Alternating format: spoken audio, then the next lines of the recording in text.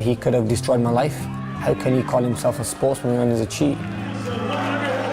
What the ruddy hell is going on? Another legend in the game failing a drugs test. It's all getting double out of hand, and to be honest, we've all had enough. It seems now more and more often the elite of the sport are failing a test for performance-enhancing substances, and I tell you what, every time they say the same ruddy thing. Oh no, you're bloody joking. I never took that. No, I can't believe it, bruv. Must have been contaminated. In fact, when I was in the gym the other day, there was this absolute lump in there, probably a roided, and when I was doing my chin-ups, he sneezed. I must have breathed it in, do you know what I mean? What a choker. Yes, it's something along these lines every single time. Never their fault, never taking the blame, just the same old waffle. So now it's old Amir Khan. He said it must be contamination as well, and you know what? Well, maybe we're all being a bit harsh, to be fair. You know, maybe he's not lying.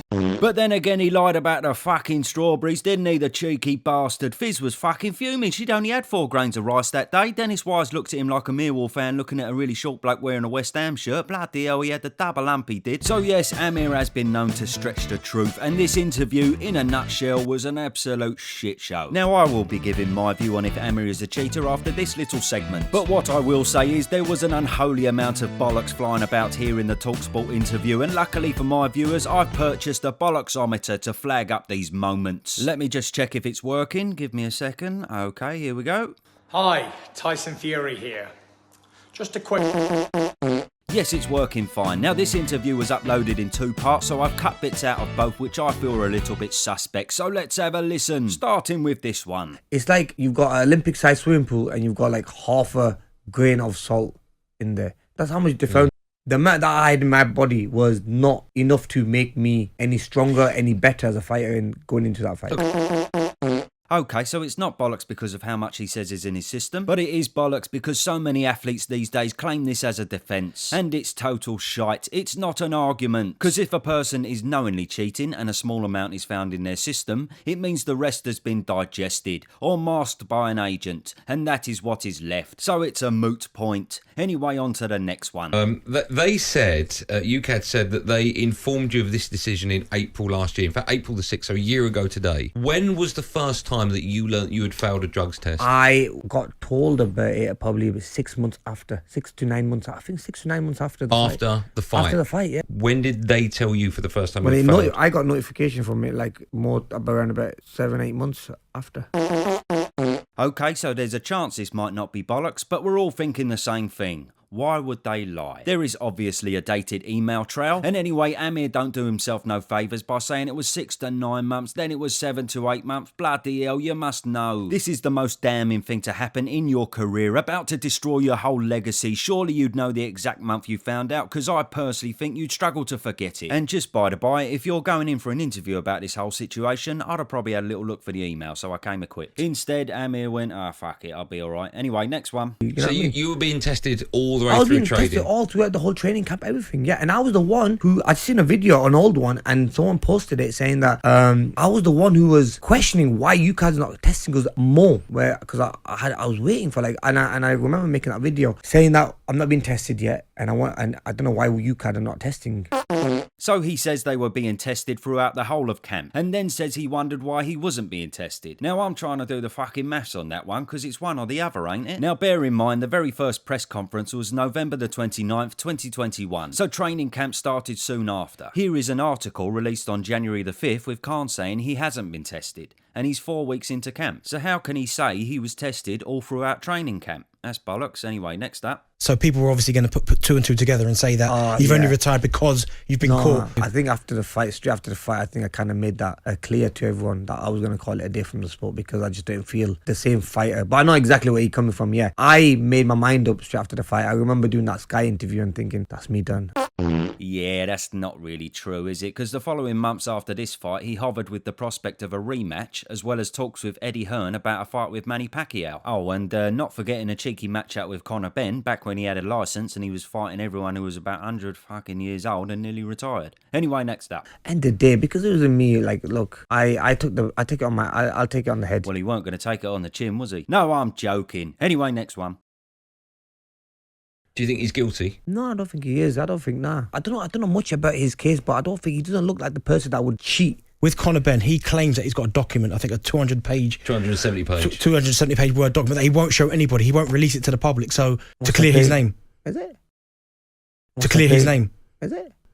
I don't know much about his case. So he plays dumb here, like he doesn't really know about the Conor Benn situation and doesn't know anything about the 270-page document, which for the record has probably been the biggest news in boxing over the past year, but then says... He had this document, but even to clear his name, But he work refused out to release it. what the amount he had in his system was a lot more than what I had in my system. You know, I like Conor, I think he's a brilliant fighter, but the amount that I had what Conor had in his system was going to give him that performance, was going to make him stronger, was going to make him, you know, bigger, and it was going to help him in the fight. The amount that I had in my body was not going to ever help me. So he knows how much Benn had in his system by saying it was more than himself, and also knows what the drug clomiphene does to the body. So he must have known all about the Conor Benn situation then, including the 270-page document. I mean, you couldn't have missed that, could you? Ruddy hell, I call more bollocks. Anyway, last one. Have you had conversations with your team to say, listen, what is going on here? I had a little chat with him. Right, yeah, so he's had a little chat with them. Just a little chat. He went, "Hello guys, I failed a drugs test. Did anyone give me anything dodgy?" No, don't think so. All right then, no worries, see you later. Yeah, that was about it then, just a little chat. I'd have asked a few more questions, but there we go. However, then he says... So what are you and your team going to do from this day onwards to try and clear your name? Yeah, so I've told my team they have to go back and see every supplement I took, and also like even every protein, every supplement and everything. So we're gonna have to see that. Was there anything added in my nutrition? My dietitian, I'm speaking to them. So I'm literally speaking to everyone. I got my wife back in Dubai now, and she's literally speaking to everyone every day. All right, terrific. Now he's had a detailed discussion with everyone, asking them to go through everything he took at the time, and he's even got his wife involved. That's not a little chat, bruv. Or did that even happen? Fuck knows. Anyway, here's a bonus one. I mean, what would I have done? Fault? Sorry. Yeah, I mean, I don't think they would have let me. But any fighter that's positive should not really be allowed to fight. So yeah, I put my hand up there. I would have fought. To be fair, that's very credible saying he wouldn't have fought if he was positive. The amount that was in my system really doesn't make it was not going to make a difference. So would you have fought? So I probably would have fought because it would have been still a fair fight. Eh?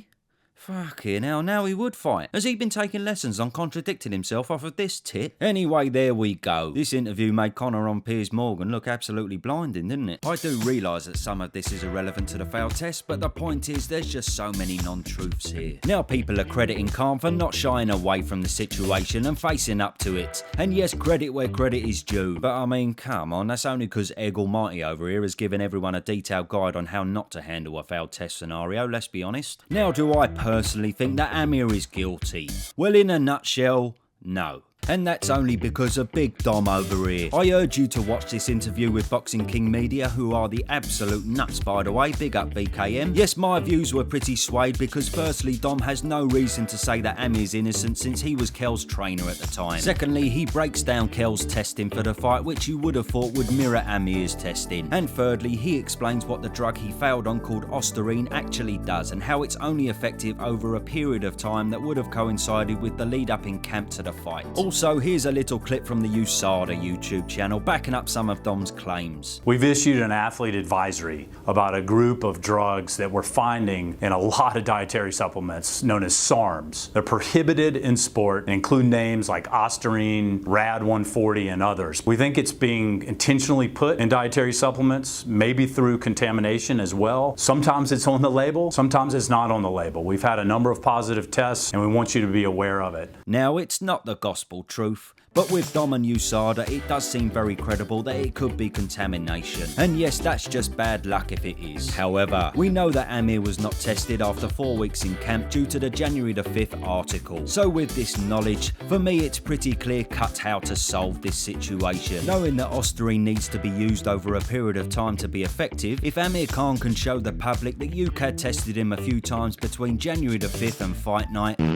and by show, I mean actually provide documented proof of the dates of the test with the results instead of just writing a statement on a page and sticking friggin' Ukad at the top of it. Because at the time of this video, and I mean I really do hope it's true, but this post has not been confirmed on the Ukad website or mentioned by them at all. So anyway, yes, if he can show completely clear results in those tests, then it really does scream contamination from something he ingested near to the fight night. But If he or Ukad cannot show they tested in between January the 5th and fight night, then it doesn't look too good, bruv. Do you know what I mean? In a nutshell, we need to see them negative tests. So there we are. I rest my case. Will Amir or Ukad do that? Probably fucking not. It'll probably drag on for a few more months. More stuff will get leaked. Everyone will be blaming each other. There'll be fucking egg accusations flying about, the usual shit show. Anyway, we shall see. I'll be dropping another video on this debacle double soon, so stay tuned for that.